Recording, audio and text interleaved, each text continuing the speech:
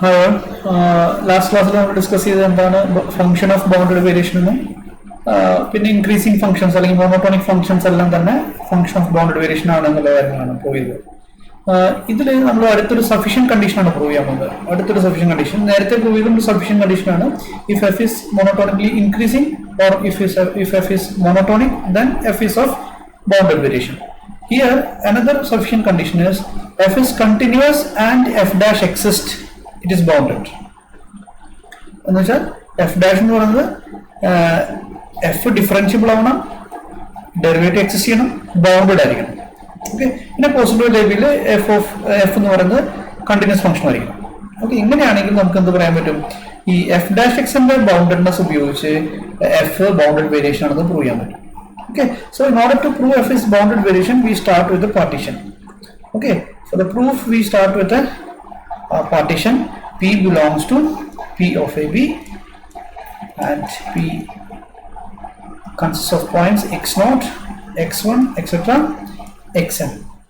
Here xn is this B and x0 is A. Now you consider what is delta fk.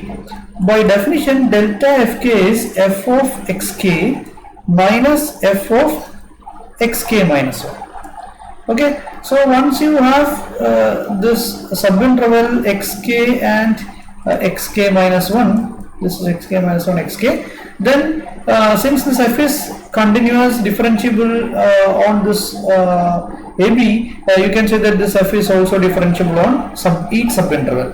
Okay, now you can apply mean value theorem for this subinterval. Okay, then this mean value theorem says that this f of xk minus f of xk minus 1 divided by xk minus 1 is equal to f dash of some t in between, or tk in between these points xk minus 1 and xk. Okay, so there should exist at least one tk such that f dash tk can be written in this form. Now you write this is equal to this f dash of tk times xk minus xk minus 1. So by applying mean value theorem, you can write this difference as this one. Okay. Now you consider summation delta fk. So that is equal to summation, modulus delta fk. That is modulus of this. That will be modulus of f dash of tk into modulus of xk minus 1. Okay, this is nothing but the length of that interval, and this length is also denoted by delta xk. Delta xk is the length of the kth subinterval, as in the case of Riemann integral. Now you consider the sum corresponding to this p. If you start with a partition p and the sum corresponding to the partition p is denoted by this symbol, summation p, that is equal to summation k equal to 1 to n modulus of delta fk. Okay, but modulus of delta fk is this one.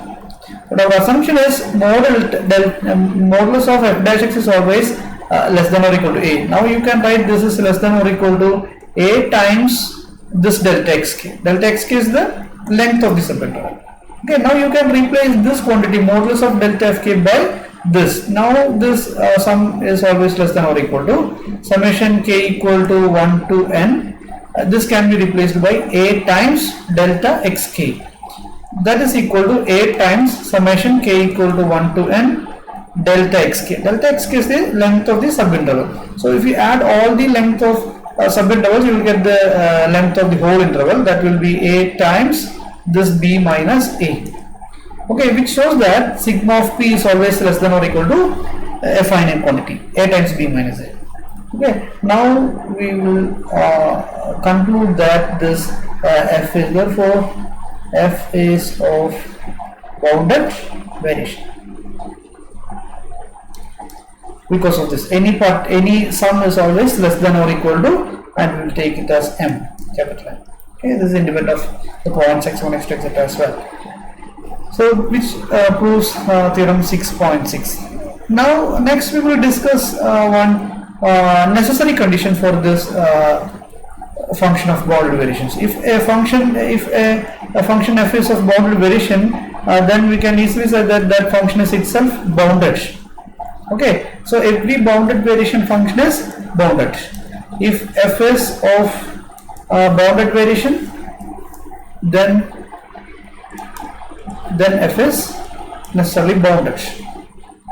F is bounded means if you are considering these are in closed interval AB, then the boundedness means f of mod f of x is always less than or equal to this m, or we'll consider it as some a for all x belongs to this AB. So this is the definition of boundedness. Okay, so we will prove that if f is function of bounded variation, then f is bounded. So in order to prove this, this mod f of x is less than or equal to some a for all x belongs to AB, we have a point x. If we choose any point inside this, then make a partition using that point. Okay, if you choose any x in this interval, then you construct a partition P as this is our x0 and x1 is our x and x2 is equal to b. Now we have a partition with 3 points. Okay, since this function is this function f is of bounded variation, the sum corresponding to this p is always bounded by some m. Okay, so which implies what is the sum corresponding to this? That will be delta f1 plus modulus of delta f1 plus modulus of delta f2 plus, okay, we have only 2 intervals, so modulus of f1 plus delta f1 plus modulus of delta f2. Okay, that is always less than or equal to m.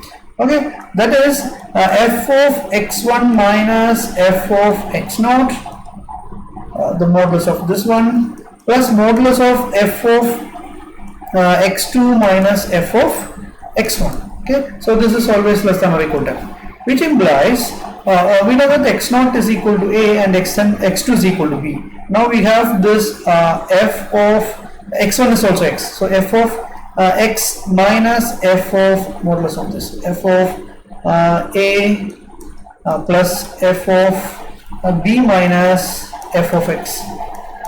Okay, that is always less than or equal to this m. Now this implies this mod f of x minus f of a is always less than or equal to m, because this is a positive quantity. So if you remove this positive quantity, then that will be, the remaining quantity will be less than this.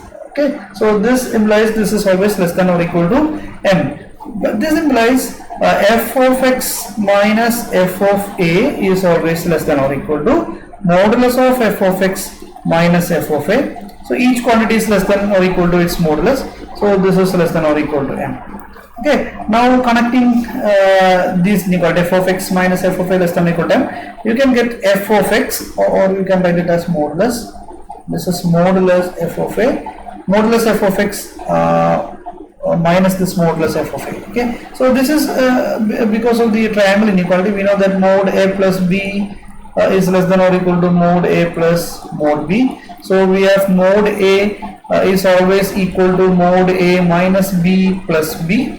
So that is equal to mod, using triangle inequality here, mod a minus b plus mod b. Now we have mod a minus mod b less than or equal to mod a minus b. So this is not just the triangle inequality. So we have mod a minus mod b is less than or equal to mod a minus b. That's what we have written here. Mod f of x minus mod f of a is less than or equal to modulus of f of x minus f of a. Okay, that is always less than or equal to m. Now we have modulus of this quantity is always less than or equal to m plus mod f of a.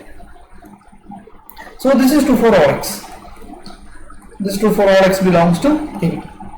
So which shows that f of x is always bounded. So each, if we start with the function of bounded variation, then that function is always bounded. In fact, that bound can be calculated using this m. This is going to be our a, what we have written here. This is a. Then the bound can be obtained from this m and mod f of a. What is this m? M comes from the definition of the bounded variation. So each sum corresponding to each partition is always bounded by m. So using this m and modulus of f a, you can find out the an upper bound for modulus of f of x. Okay, so this proves theorem 6.7. Okay, this text examples workout assignment submit submit doubt discuss this session wind up. അടുത്തത് നമ്മൾ ഇതിന്റെ bounded variation ഫംഗ്ഷൻസിന്റെ നമ്മൾ bound എന്താണെന്ന് പറഞ്ഞാണ് discuss ചെയ്തത്. ആ ബൗണ്ടിനെ പറ്റി എന്തൊക്കെ നമുക്ക് കാര്യങ്ങൾ ഡിസ്കസ് ചെയ്യാം, അല്ലെ അതിനെങ്ങനെ ഡിഫൈൻ ചെയ്യാം എന്നുള്ള കാര്യങ്ങളൊക്കെയാണ് അടുത്ത ക്ലാസ്സിൽ നമ്മൾ ഡിസ്കസ് ചെയ്യാൻ പോകുന്നത്. Okay, thank you.